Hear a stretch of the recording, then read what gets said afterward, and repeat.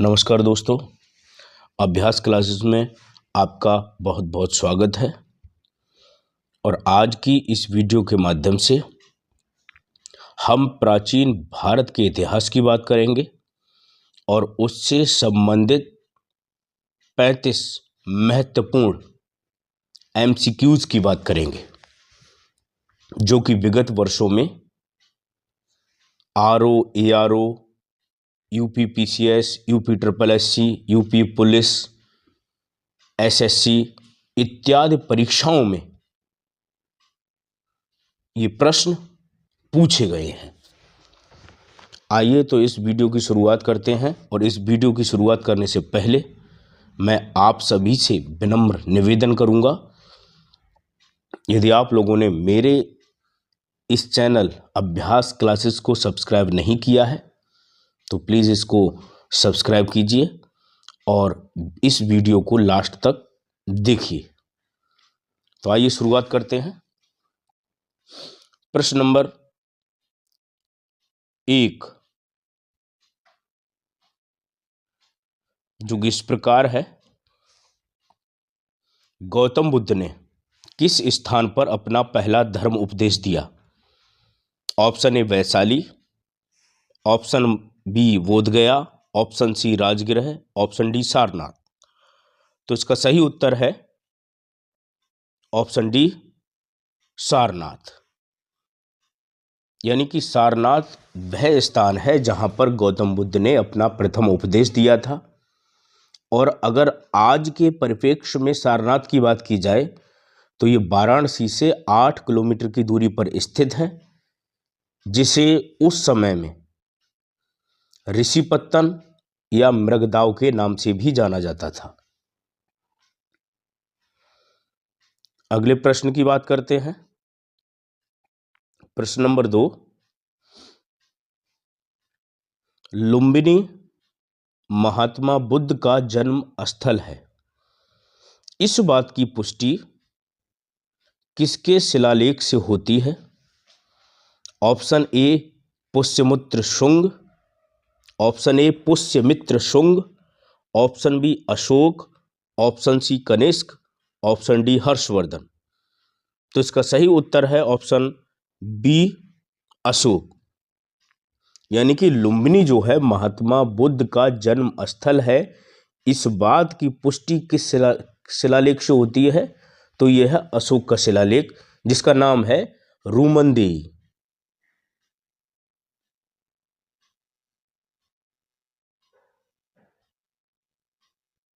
रूमनदेई शिलालेख। अगले प्रश्न की बात करते हैं। रामायण में किस कांड में राम और हनुमान की पहली भेंट का वर्णन है? Option A Kishkindha Kand, option B Sundarkand, option C Balkand, option D Lanka Kand. तो इसका सही उत्तर है ऑप्शन ए किष्किंधा कांड। अगर रामायण में हम कांडों की बात करें तो कुल 7 कांड हैं रामायण में, जिनमें से किष्किंधा कांड के अंतर्गत भगवान श्री राम और हनुमान जी की भेंट का विस्तार पूर्वक वर्णन किया गया है। अगला प्रश्न है, निम्नलिखित में से कौन एक जैन तीर्थंकर नहीं था? यानी कि निम्नलिखित में से कौन एक जैन तीर्थंकर नहीं था? Option A Chandraprabha, option B Nath Muni, option C Neminath, option D Sambhavnath. तो इस प्रश्न का सही उत्तर है ऑप्शन बी नाथ मुनि। क्योंकि नाथ मुनि जो थे वो दक्षिण भारत के आलवार परंपरा के प्रथम संत थे। आलवार दक्षिण भारत में संतों को कहा जाता था, तो नाथ मुनि जो थे आलवार परंपरा के प्रथम आचार्य थे, संत थे।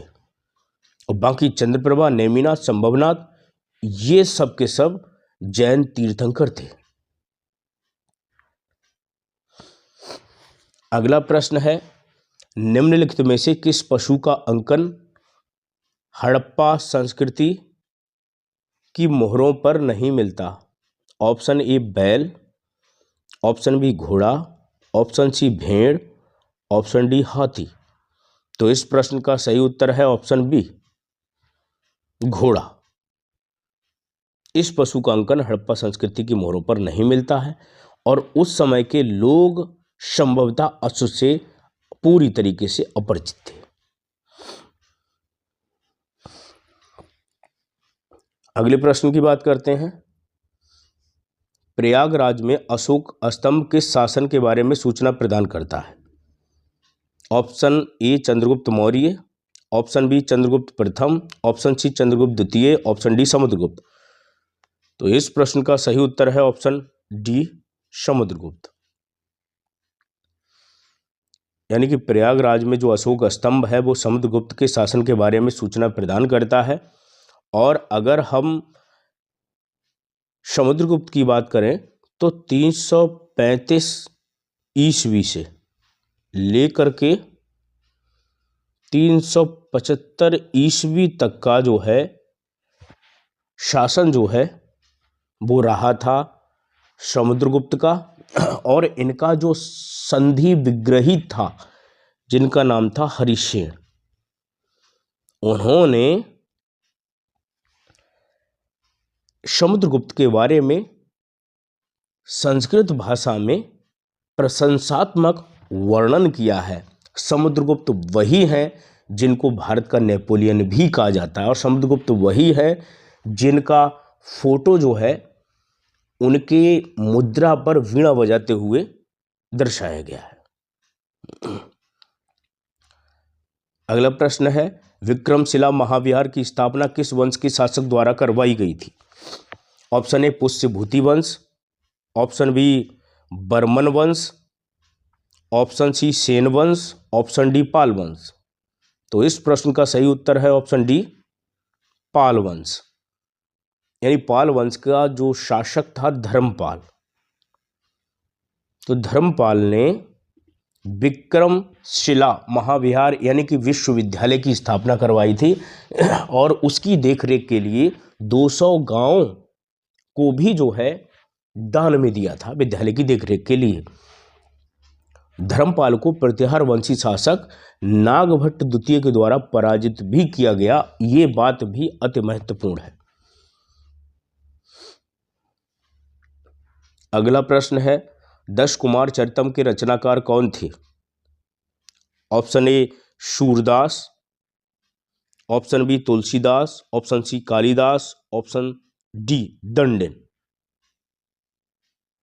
इस तरीके से भी कहीं कहीं पे लिखा जाता है। तो इस प्रश्न का सही उत्तर है ऑप्शन डी दंडन।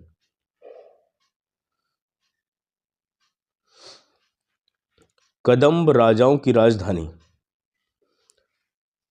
निम्नलिखित में से किस स्थान पर थी? Option A Tanjore, option B Banavasi, option C Badami, option D Kanchi. तो इसका सही उत्तर है ऑप्शन बी बनवासी। यानी कि कदंब राजाओं की राजधानी जो थी वो बनवासी में स्थित थी। निम्नलिखित में से कौन कनिष्क के दरबार में नहीं गया था? ऑप्शन ए अश्वघोष, option B Vishakhadatta, option C Vasumitra, option D Parshva. तो इस प्रश्न का सही उत्तर है ऑप्शन बी विशाखदत्त। जो विशाखदत्त थे ये संभवतः गुप्त वंश से संबंधित थे।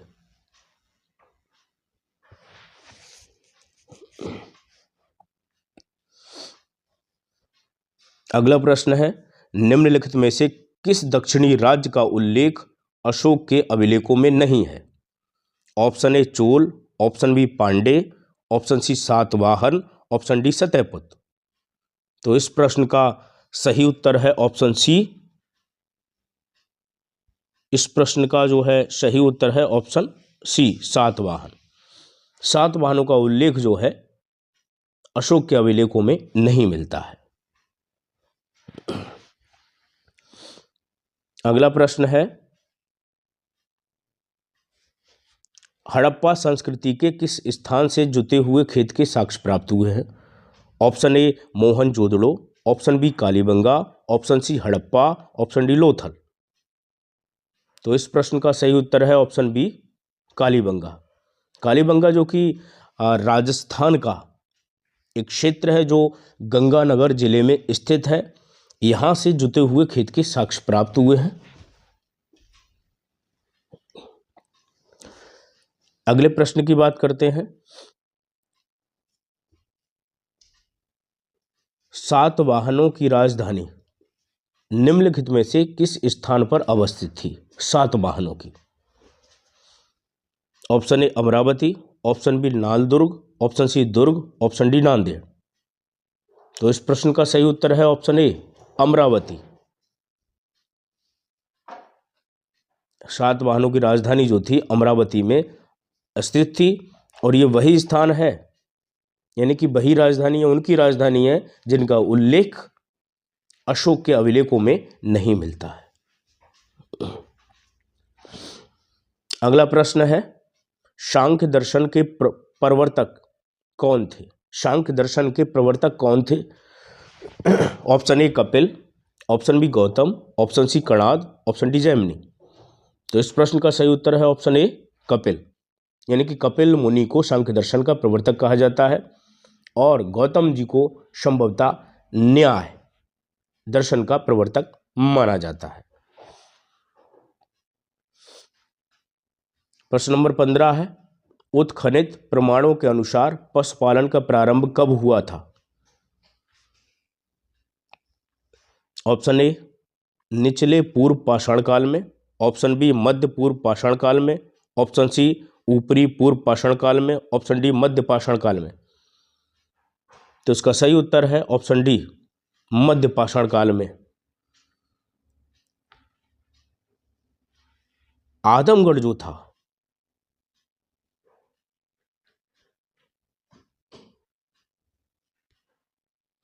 जो कि होशंगाबाद में स्थित है मध्य प्रदेश में, और भीलवाड़ा जो कि राजस्थान में स्थित है, तो यहां से जो है 5000 ईसा पूर्व मध्य पाषाण काल में जो है पशुपालन का प्रारंभ माना जाता है। ये वो स्थान है जहां से इस बात के पुख्ता साक्ष्य मिलते हैं कि यहाँ से मतलब मध्य पाषाण काल में पशुपालन का प्रारंभ हुआ था। अगला प्रश्न है, नचकेता आख्यान का उल्लेख निम्नलिखित में से किस में मिलता है? Option A Atharvaveda, option B Shatapatha Brahmana, option C Kathopanishad, option D Mundakopanishad. तो इस प्रश्न का सही उत्तर है ऑप्शन सी कठोपनिषद, यानी कि कठोपनिषद में नचकेता आख्यान या यूं कह सकते हैं कि यमराज और नचकेता के बीच के जो संवाद है उनका उल्लेख मिलता है। और नचकेता वही थे ऋषि याज्ञवल्क्य के जो है पुत्र थे। क्रोध में आकर ऋषि नचकेता को श्राप दे देते हैं कि जाओ मैं तुम्हें यमराज को दान देता हूं, और उसके बाद का जो घटनाक्रम है वो कठोपनिषद में उसका विस्तार पूर्वक वर्णन किया गया है।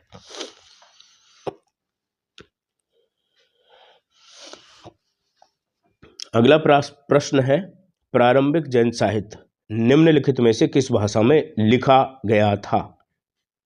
प्रारंभिक जैन साहित्य, option A Ardhamagadhi, option B Pali, option C Prakrit, option D Sanskrit.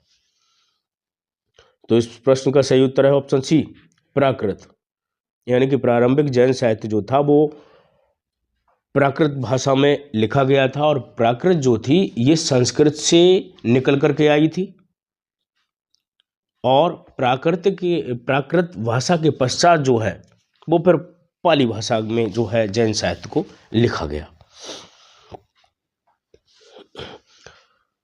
अगला प्रश्न है, बौद्ध, हिंदू और जैन शैलकृत गुफाएं पाई जाती हैं। बौद्ध, हिंदू, जैन शैलकृत गुफाएं पाई जाती हैं। Option A Ajanta, option B Ellora, option C Elephanta, option D Nashik.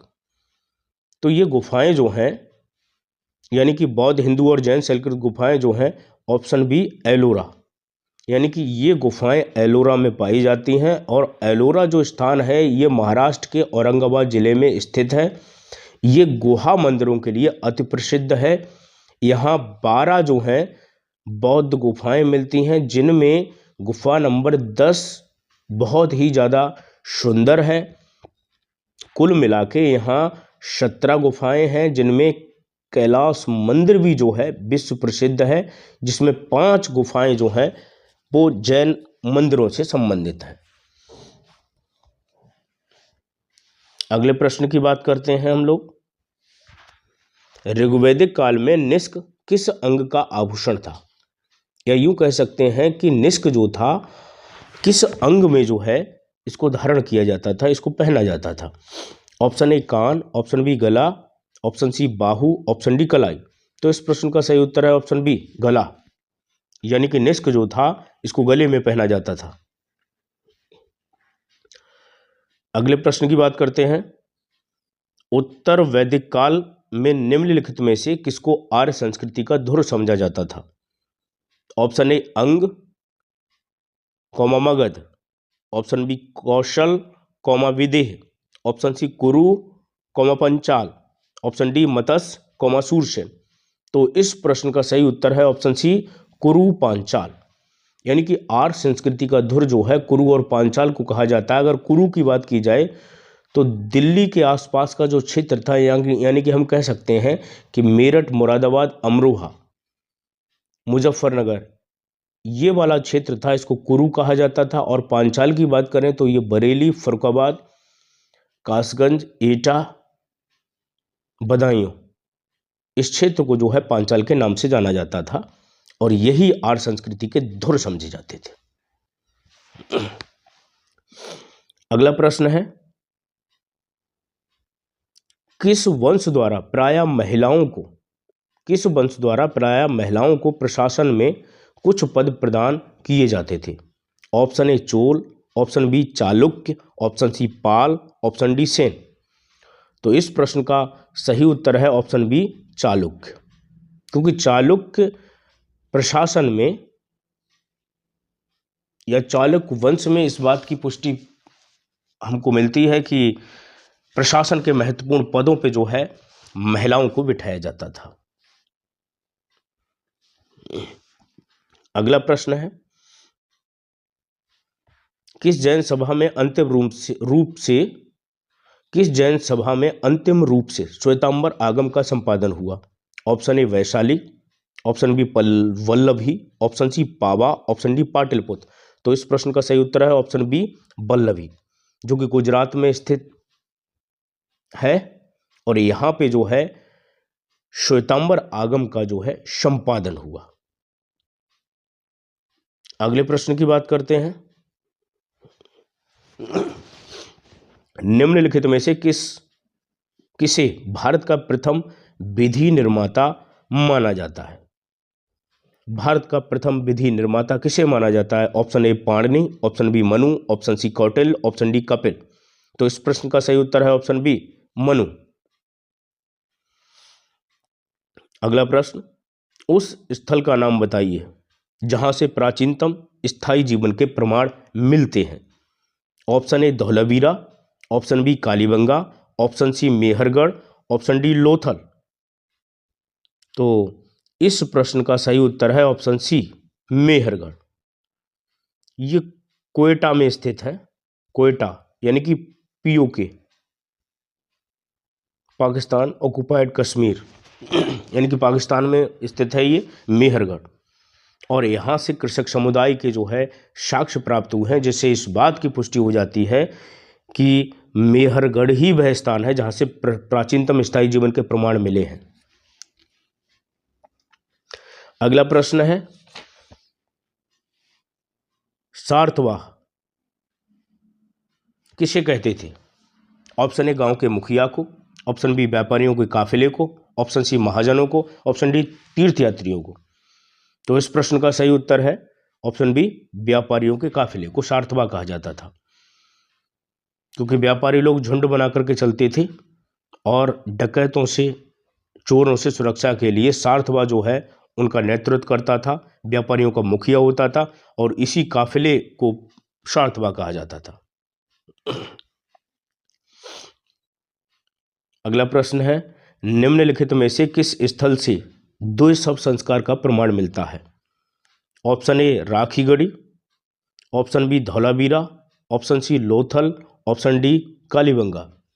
तो इस प्रश्न का सही उत्तर है ऑप्शन सी लोथल, जो कि अहमदाबाद में स्थित है और भोगवा नदी के किनारे बसा हुआ है। इस स्थल से द्वि शव संस्कार का प्रमाण मिलता है। अगला प्रश्न है, जैन तीर्थंकर पार्श्वनाथ निम्नलिखित स्थानों में से मुख्यतः किससे संबंधित थे? Option A Varanasi, option B Kaushambi, option C Girivraja, option D Champa. यानी कि जैन तीर्थंकर पार्श्वनाथ किस स्थान से संबंधित थे? Option A Varanasi, option B Kaushambi, option C Girivraja, option D Champa. तो इस प्रश्न का सही उत्तर है ऑप्शन ए वाराणसी। अगर हम पार्श्वनाथ की बात करें तो इन्होंने प्राचीनतम सिद्धांत, जिनको उपदेष्टा भी कहा जाता है, दिए थे, जो कि सत्य, अहिंसा, अस्तेय, अपरिग्रह के नाम से जाने जाते हैं। बाद में जो है महावीर स्वामी ने उनमें ब्रह्मचर्य भी 5वें उपदेष्टा के तौर पे जोड़ दिया। तो ये जो थे पार्श्वनाथ जो थे वाराणसी के रहने वाले थे और एक राजा के पुत्र थे। अगले प्रश्न की बात करते हैं, 14वीं शताब्दी ईसा पूर्व का एक अभिलेख जिसमें वैदिक देवताओं का वर्णन है, वो कौन सा है? ऑप्शन ए एकवटना से प्राप्त हुआ है, ऑप्शन बी बोगोजकोई से, ऑप्शन सी बेबीलोन से, ऑप्शन डी विशुटेन से। तो इसका सही उत्तर है ऑप्शन बी बोगोजकोई, जिसमें इंद्र, मित्र, नासत्य, पूषण, इन देवताओं का जो है उल्लेख किया गया है और ये बोगोजकोई जो मध्य एशिया में पड़ता है वहां से प्राप्त हुआ है। अगला प्रश्न है, गौतम बुद्ध ने अपने जीवन की अंतिम वर्षा ऋतु कहाँ बिताई थी? गौतम बुद्ध ने अपने जीवन की अंतिम वर्षा ऋतु कहाँ बिताई थी? ऑप्शन ए श्रावस्ती में, ऑप्शन बी वैशाली में, ऑप्शन सी कुशीनगर में, ऑप्शन डी सारनाथ में। तो इस प्रश्न का सही उत्तर है ऑप्शन बी वैशाली। अगला प्रश्न है, अशोकराम विहार निम्नलिखित में से किस स्थान पर स्थित था? Option A Vaishali, option B Pataliputra, option C Kaushambi, option D Shravasti. तो अशोकराम विहार जो था ऑप्शन बी पाटलिपुत्र में स्थित था और ये वही स्थान है जहां पर सम्राट अशोक के द्वारा तृतीय बौद्ध संगीति का आयोजन किया गया था और ये घटना है लगभग महात्मा बुद्ध के जन्म के 236 वर्ष बाद की। अगले प्रश्न की बात करते हैं, कलिंग नरेश खारवेल, कलिंग नरेश खारवेल किस वंश से संबंधित था? ऑप्शन ए चेदी वंश, ऑप्शन बी कदम वंश, ऑप्शन सी हर्यक वंश, ऑप्शन डी कलिंग वंश। तो इस प्रश्न का सही उत्तर है ऑप्शन ए चेदी वंश। अगला प्रश्न, दधेरी एक परवर्ती हड़प्पा कालीन पुरास्थल है, ये कहाँ स्थित है? Option A Jammu, option B Punjab, option C Haryana, option D Uttar Pradesh. तो ये स्थल जो है ऑप्शन सी हरियाणा का है, दधेरी। अगला प्रश्न है, निम्नलिखित देवताओं में से किसे उनका पुरोहित माना जाता था? Option A Agni, option B Brihaspati, option C Dyaus, option D Vayu. तो इस प्रश्न का सही उत्तर है ऑप्शन बी बृहस्पति। बृहस्पति को जो है देवताओं का गुरु माना जाता था। अगला प्रश्न है, संस्कृत के कवि और नाटककार कालिदास का उल्लेख हुआ है? ऑप्शन ए पुलकेशन द्वितीय के ऐहोल अभिलेख में, ऑप्शन बी मिहिर भोज के ग्वालियर अभिलेख में, ऑप्शन सी कुमारगुप्त प्रथम के कर्मदंडा अभिलेख में, ऑप्शन डी चंद्रगुप्त के मथुरा अभिलेख में। तो इस प्रश्न का सही उत्तर है ऑप्शन ए, पुलकेशन द्वितीय के ऐहोल अभिलेख में संस्कृत के कवि और नाटककार कालिदास का उल्लेख किया गया है।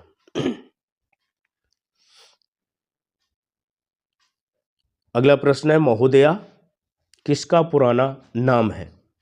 ऑप्शन ए प्रयागराज का, ऑप्शन बी खजुराहो का, ऑप्शन सी कन्नौज का, ऑप्शन डी पटना का।